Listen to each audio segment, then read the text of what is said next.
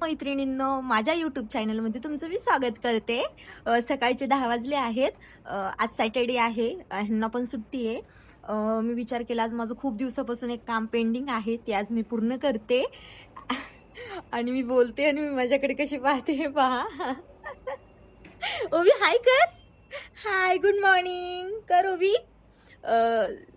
स्वयंपाक करत आहे. थोडीफार तुम्हाला मी माझं रुटीन दाखवते आणि जे काम आहे पेंडिंग राहिलेलं मी तेही तुमच्याशी शेअर करते. ओवी, मी इथं कुकर लावला आहे. इथे चाय आहे, माझा चाय प्यायचा राहिला आहे आणि इथं भेंडीच्या भाजीची तयारी करत आहे मी. ओवी, स्वामी बाबा कुठे आहेत आपले? ते वाव. इथे मी जी माझी बेडशीट धुतलेली होती ती वाळवण्यासाठी घेऊन आलते गॅलरीमध्ये. हे धुतली आणि म्हणलं वाळू घालावत.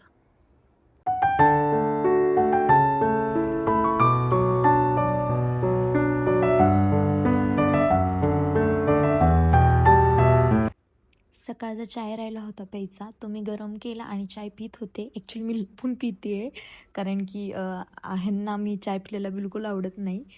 पत्ती पण आणत नाहीत, पण कधी कोणते गेस्ट वगैरे आले तर नाही का लागतं चहा पिण्यासाठी, म्हणून ते पत्ती आणतो आणि मी लपून चाय पित होते असं. आणि इथं मी स्वयंपाकाची तयारी भाजीला फोडणी देण्यासाठी घेतलं. वीकडेजमध्ये खूप पटपट कामं होतात, पण सॅटर्डे आणि संडे आले की काम इतकं डिले होत जातं माहिती का. कारण की माहीत असतं मिस्टरांना ऑफिसला जायचं नसतं, त्याच्यामुळे निवांत सगळ्या गोष्टी चालतात. आंघोळी असो, उठणं असो, बाकीच्या सर्व गोष्टी निवांत चालतात. असंच माझंही चलत होतं. माझा असा विचार होता की 11-12 वाजेपर्यंत पूर्ण स्वयंपाक माझा झाला पाहिजे, पण कशाचं काय होतं, फोडणी टाकायला गेली की उभी रडणार, मग तिच्या पप्पाकडेही राहणार नाही, आजी आजोबा पशीही राहणार नाही, तिला एका काळी मग आईच लागते. असं मग मी तिला पाहत पाहत मग गोष्टी करत करत माझा कसा टाईम निघून जातो कळत नाही. इकडे मी भाजीला फोडणी देण्यासाठी घेतलं. मी जे तुम्हाला सांगितलं होतं ना की माझं एक काम आहे जे मी तुमच्याशी शेअर करणार आहे, तर तेच काम करण्यासाठी माझं आवरणं फास्ट चालू होतं. आणि इकडे ओवी आमच्या अभ्यासाला लागले आहेत. आम्हाला अभ्यास करायचा होता, आजोबासोबत अभ्यास करत होती ती. तिकडे उभी तिच्या आजोबासोबत खेळत होती. तोपर्यंत म्हणलं चला पटकन भाजीला फोडणी देते, कारण की जितकं लवकर मी काम आवरेल तितक्या लवकर मला बाहेरही जाता येईल, बाहेरची कामंही करता येतील. इकडे मी भाजीमध्ये कांदा टाकला, जे कट केलेला होता ते. ॲक्च्युली बऱ्याचदा असं होतं ना की माझी भेंडीची भाजी एकदम अशी चिकट चिकट होते, पण ह्यावेळेस मी खूप लक्ष देऊन आणि व्यवस्थित मी भाजी छान केली आहे. मी ती तुमच्याशी शेअर करते. आणि ओवीसाठी ना सकाळच्याला मी उपमा केला होता. कालपासून ती फार काय असं खायला नकोच म्हणत होती. म्हणलं थोडंफार चेंज काहीतरी उपमा करून पाहते तिला. उपमा केला आणि इकडे मी भाजीला फोडणी देत होते. कांदा टाकला, कांद्याला चांगलं परतवलं आणि गोल्डन ब्राऊन तर त्याच्यामध्ये मग आपली चटणी टाकली, बाकीचे मसाले वगैरे थोडेफार काय होते ते टाकले आणि भेंडी टाकून दिली. त्याला मस्त छान मिक्स केलं आणि माझी भेंडीची भाजी होत आली आता. आणि इकडे मी नाही का डाळिंब सोलून ठेवलं होतं, जेणेकरून ओवीला नाही का दुपारच्या वेळेस ज्यूस वगैरे करायचा असेल की तिला खाऊ घालायचं असेल तर मला सोपं पडतं. आणि इकडे कुकरमध्ये गडबडीमध्ये मी पाणी खूप कमी टाकलं, म्हणून ते कुकर माझं खालून जळून गेलं. आणि इकडे माझी भेंडीची भाजी बऱ्यापैकी शिजत आली होती.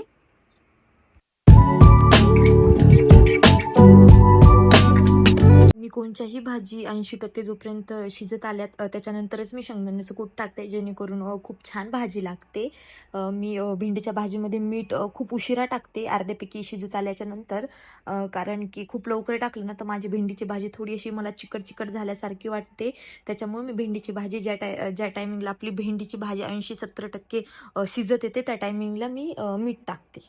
आणि इकडे आमच्या नाही का कवटाची चटणी घेण्यासाठी घेतली आहे. ती कवटाची चटणी खूप अप्रतिम बनवतात. मी असा विचार केला की मी तुमच्याशी शेअर करते. कवटाची चटणी आमच्या घरामध्ये सगळ्यांना खूप जास्त आवडते. असं झालं आहे ना की पुण्यामध्ये ना कवटं लवकर भेटत नाहीत इझिली. आम्ही खूप पाहिले. आत्ता मागं काही कालावधी आम्ही गावाकडे गेलो होतो, त्या टायमिंगला आम्ही तिथून येताना 10 ते 12 कवटं घेऊन आलोत आणि त्याची आम्ही रोज चटणी करतो. मी असा विचार केला की चला आज तुमच्यासोबतही मी चटणी शेअर करते. सगळ्यात पहिल्यांदा त्यांनी एक मस्त मोठं पाऊण कवट फोडलं आणि त्याला मस्तपैकी छान बारीक करून घेतलं आणि त्याच्यामध्ये मस्त गूळ टाकला. गूळ आपल्या चॉईसनं आपण टाकू शकतो. आपल्याला खूप असं गोड आंबट करायचे असेल तर आपण गोडचं प्रमाण वाढवायचं, किंवा आपल्याला आंबट तिखट करायची असेल तर चटणी जास्त टाकायची. आम्ही मस्तपैकी आमच्या हिशोबाने त्याच्यामध्ये गूळ टाकला आणि त्यांनी मस्त त्याला छान मिक्स करून घेतलं.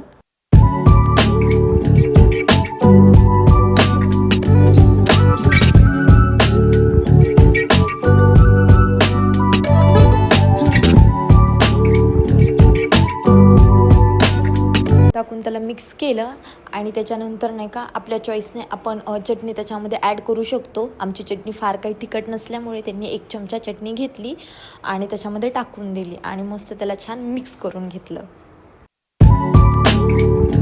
त्यानंतर त्यांनी त्याच्यामध्ये काळं मीठ टाकलं. हो, काळं मीठ टाकायला बिलकुल विसरू नका, कारण काळं मीठ टाकल्याच्यानंतर चटणीला खूप सुंदर चव येते.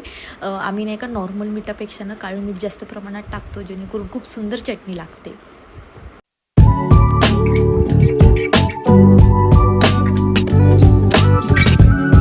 त्यानंतर त्यांनी मस्त छान त्याच्यामध्ये कोथिंबीर टाकली आणि फायनली आपली कवटाची चटणी तयार आहे. मी व्हिडिओ करतानाच माझ्या इतकं तोंडाला पाणी सुटलं होतं. आम्ही सांगितलेल्या रेसिपीनुसार एकदा तुम्ही नक्की कवटाची चटणी करून पहा. खरंच खूप सुंदर होते कवटाची चटणी. आम्हाला रोज कवटाची चटणी दिली तरी आम्ही इतकं आवडीनं खाऊ. असं कवटाची चटणी तर झाली आहे. त्यानंतर मी इथे गाजराचा हलवा केला आहे. म्हणलं रेसिपी तर मी तुमच्याशी शेअर नाही करू शकली. ओवी खूप रडत होती, पण मी तुम्हाला आवडत असेल तर नक्की मला कमेंट करा. मी एकदा नक्की तुम्हाला गाजराच्या हलव्याची रेसिपी सेंड करेल. आम्ही ना इथं गाजराचा हलवा नाही का साखर टाकत नाही, आम्ही त्याच्यामध्ये गूळ टाकतो, जेणेकरून थोडीफार काहीतरी किंचित ओवीसुद्धा खाऊ शकली पाहिजे गाजराचा हलवा. आणि साखर तशी आपल्या शरीरासाठी चांगली नसते. आम्ही नॉर्मली जितकं शक्य होईल तितकं स्वीटमध्ये गूळ टाकायचा प्रयत्न करू. इथं आमचे जेवणं झाले आहेत. गाजराचा हलवा, भेंडीची भाजी, पोळी, भात, वरण एवढं मी केलेलं होतं. मी जे तुम्हाला स्टार्टिंगला म्हणले होते की एक काम आहे ते पेंटिंग राहिलेलं आहे, ते पूर्ण करायचं आहे, तर मी ती तुमच्याशी शेअर करते. ॲक्च्युली आमच्याकडे खूप मोठा एक आरसा आहे आणि आम्हाला त्याला ना 2 बेसिंगच्या वर आरसे करायचे शॉर्टकट करून. तर आज ते आम्ही काम करणार आहे, तर मी ते तुमच्याशी शेअर करते की आम्ही कसं करतो, काय करतो. तर नक्की तुम्ही व्हिडिओ पूर्ण लास्टपर्यंत पहा. तुम्ही पाहत असाल की मी सांगितल्याप्रमाणे आरसा आमच्याकडे खूप मोठा होता. इथे आम्ही दुकानात आलो आहे आणि भैया ते मेजरमेंट घेत आहेत की आपल्याला कितके मेजरमेंटचा आरसा वगैरे करायचा आहे ते, आणि इथे ते कट वगैरे करतील.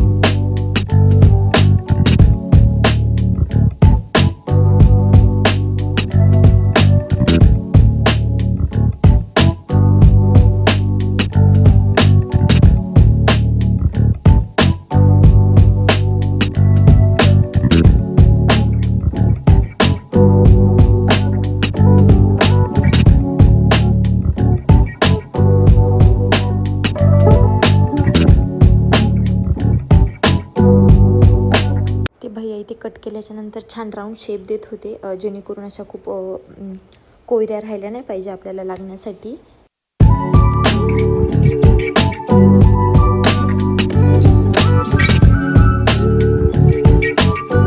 आणि मग दादा तो इन्स्टॉलेशनसाठी घरी आला आणि त्यांनी खूप छान पद्धतीने आम्हाला मिरर वगैरे लावून दिला.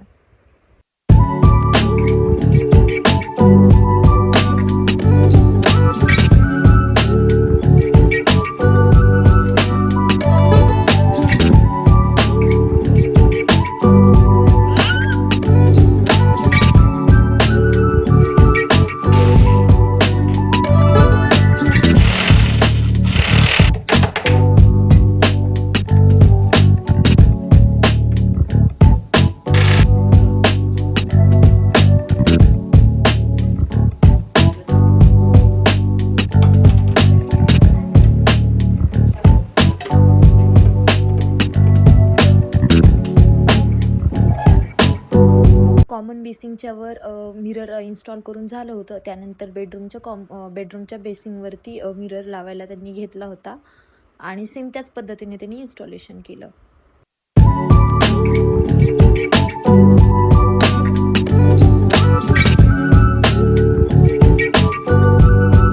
आणि हे माझं फायनल आरसा लावल्याच्या नंतर कॉमन बेसिंगच्या वरचं लुक, आणि हे माझ्या बेडरूमच्या बेसिंगवरचं लुक ॲट दिस, कसलं क्यूट दिसत आहे. आत्ता जो मिरर इन्स्टॉलेशन पासूनचा जो व्हिडिओ आहे ना, हा संडेचा म्हणजेच आजचा व्हिडिओ आहे. शनिवारी जेव्हा आम्ही त्यांच्याकडे गेलो होतो मिरर करायला टाकण्यासाठी, त्या टायमिला त्यांनी कटिंग वगैरे सेपिंग करून दिली होती. बट त्याच्या पाठीमागे जे स्टँड बसवायचं असतं ना, त्याला नाही का 12 तास लागतात गच्च बसण्यासाठी. तर ते बोलले होते की संडेच्या दिवशी येऊन मी इन्स्टॉलेशन करेन. तर फायनली आज संडे आहे, तर ते आज आले आणि इन्स्टॉलेशन वगैरे करून दिलं. तुम्ही पाहिलंच असेल की मिरर लावल्याच्या नंतर किती छान दिसत आहे. खूप दिवसापासून मला तो मिरर लावायचा होता, तर फायनली मी तो लावला. आणि थँक सो मच की तुम्ही माझं लास्टपर्यंत व्हिडिओ पाहिले. तुमचा सपोर्ट खरंच मला खूप इम्पॉर्टंट आहे. मी 8 एक दिवसच झाले मी व्हिडिओ अपलोड करत आहे, पण तुमचं प्रेम मला खूप भरभरून मिळत आहे. प्लीज असंच तुमचा सपोर्ट मला राहू द्या. मी असे छान छान व्हिडिओ शॉर्ट घेऊन तुमच्यासाठी येईल. Thanks for watching. हां, सबस्क्राईब, लाईक आणि शेअर नक्की करा आणि मला कमेंट करून सांगा की मी कशावर अजून व्हिडिओ बनवू. बाय.